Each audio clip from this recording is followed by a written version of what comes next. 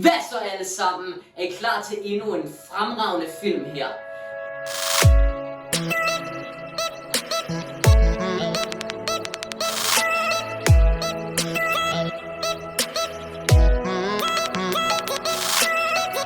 Vidste I i forvejen, så er der spøgelser her på denne efterskole.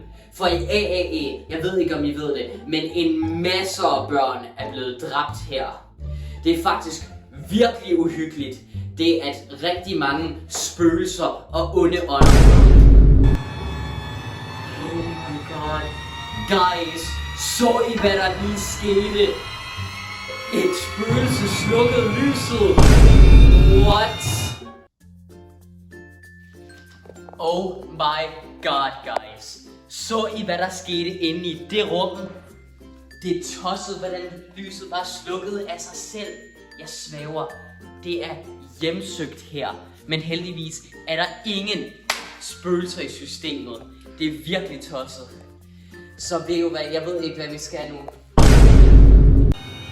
Oh my god. Hvem havde regnet med det? Spillet er hjemsøgt sgu. What? Det er sgu tosset. Den prøver at spille PlayStation. Det kan spøgelser ikke.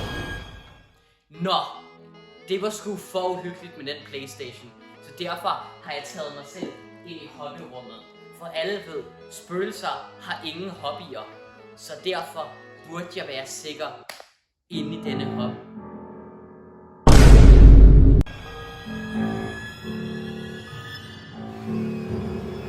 Hører I det?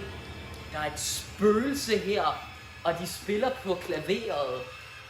Men det er da mærkeligt, for der er ikke nogen ved klaveret.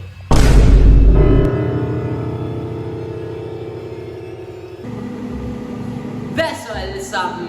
Det der med musik, det var fandme for uhyggeligt. Så derfor har jeg taget mig til vasketøjsrummet. Ved du hvorfor jeg har taget til vasketøjsrummet? Nej, det gjorde jeg simpelthen fordi vasketøjsrummet er det ene rum, hvor et spøgelse aldrig vil tage hen til. Aldrig. Du vil aldrig se et spøgelse tage hen.